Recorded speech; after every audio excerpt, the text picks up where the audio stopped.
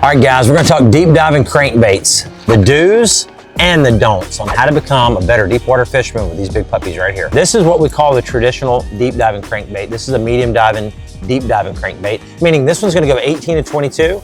This one's gonna go, say, 12 to 15 or 16. These are the brand new Bass Mafia deep diving crankbaits called the Capo. Again, this thing's awesome. This is the Capo 20, this is the Capo 15.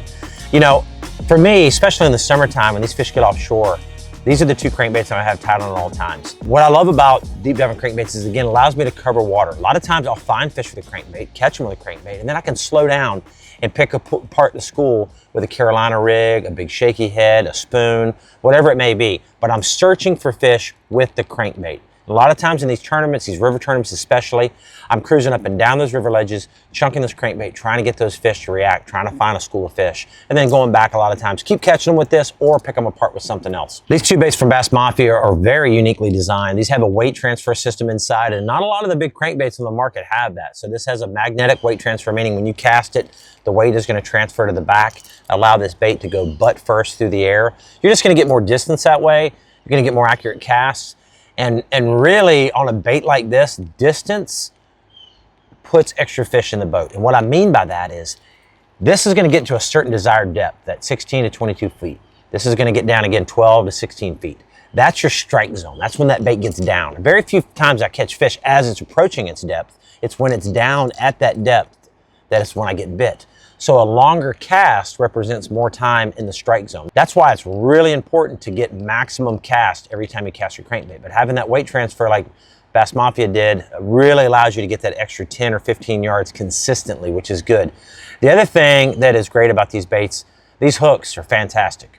These are not the little cheap replacement hooks that you need to kind of just, if you're gonna go fish a tournament, change all your hooks out and spend an extra $3 or $4 on hooks. These come with quality, sharp, heavy-duty hooks right here.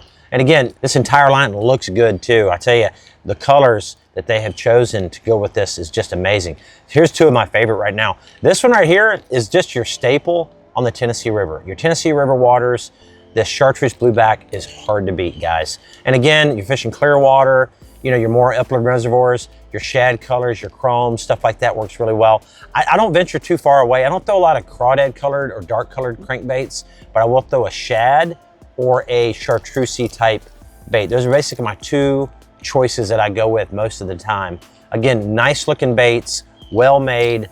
They have a nice feel to them, if you know what I mean. They're not cheaply made. These, listen to that sound, really good sound. There's a lot of benefits to this crankbait that I'm really digging. You know, for me, it's like, what does a bait sound like? And I'm gonna tell you right now, that's the right sound. That's a big fish sound. It's like, you know, those higher pitch rattles, kind of like a rattle trap, catches them shallow, but when you're out deep, there's something about that sound right there that just triggers those fish, those bigger fish to react. And so, man, they really hit a home run with these two crankbaits here. I've been playing around with them a little bit, caught a few fish on them, but I haven't fished them much yet. But I'm excited to put these things to work this fall and this summer. We got some big trips planned. But again, check these out, guys. They're dropping really, really soon. They should be hitting the shelves here any minute now. Be sure to check them out at Bass Mafia's website, of course. They'll ship them directly to you. But man, what a fantastic crankbait right here. Good job on that one. Now let's talk about the proper rod, reel, and line. I'll give you a couple tips on that. It's gonna help you catch a few more fish as well. Rod and reel setup, pretty basic, guys, right here. I like a 7-4. This is a Lew's TP2. I like a 7-4, medium heavy for that particular 12 to 15 foot crankbait right here. This one right here.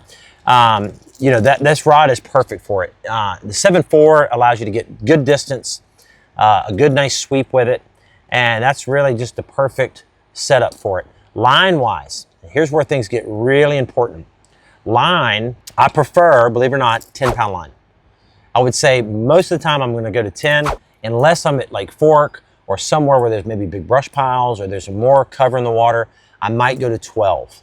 But what's interesting is that these crankbaits are designed to run on 10-pound line. So when they're tested for depth and all that kind of stuff, it's 10-pound mostly what they're tested on. So you start going up to 12 or even 15. 15, for example, is really going to affect how deep this bait gets. Between 10-pound and 15-pound, I would suspect that you're going to lose 3 or 4 feet of depth on this crankbait. by going to that heavier line. The other thing that happens, that heavier line has more resistance in the water and really restricts this bait's movement. So your rattles don't knock as hard, the bait's not as free or erratic in the water as it's coming through. That 15 really slows down the action. As it's deflecting on the bottom and hitting things, that lighter line really just gives your bait just that little bit of extra action that those fish really like. So again, I'm gonna start with 10 and try to get away with it. If I have to, I might go to 12, and that's about it. Again, the longer rod's gonna allow me to cast farther. You know, reel-wise, this is a Custom Pro by Lew's. You know, I use all their different model reels. The model's not as important as the gear ratio. On my crankbaits, I like a 7-to-1 or a high 6, depending on what model you pick out. I'm not gonna throw an 8-to-1 on my deep diving crankbaits, either one of them. The 8-to-1 gear ratio, just it's too fast for your hand. It'll wear you out a little bit. The 7 range is kind of where you want to be. It allows you to really fish the bait effectively at the right speed, because there's times I want to creep it slow, like in the wintertime or cold water. I'll creep it slow, pause it, creep it slow, pause it. And then there's times like right now in the summer, guys, where that water temperature is hot, those fish are out on those ledges schooled up, and I'm going to burn that thing. And I'm talking about, there's times that I reel this reel as fast as I physically can. Like everything's just torqued up, and I'm just reeling, and you'll get those fish to react. When I'm reeling these big crankbaits through the water, I like to hold the rod and point the rod at the lure, okay? I'm gonna point the rod at the lure and reel directly in line. You would think that you would hold it off to the side and reel, you know, at an angle to your line. That's kind of how you would do a chatterbait or a spinnerbait. Most of the time you're reeling off to the side a little bit. But with a deep diving crankbait, where I'm trying to get that thing deep, I'm trying to get it to deflect off things, I'm trying to just, you know, not wear myself out, I'm gonna point the rod right at the bait and reel and allow this rod to pull away from me instead of to the side. When you're pulling like a big crankbait like this, there's a lot of resistance, guys. And so as you're holding your rod off to the side, right or left, you're having to hold it to the side and reel. So this arm's getting tired, this arm's getting tired. And again, look, if you're gonna make 5 casts on it, you're not gonna get tired. But if you're gonna try to crankbait all day long, you need to be efficient and you need to be, you know, good with your fatigue.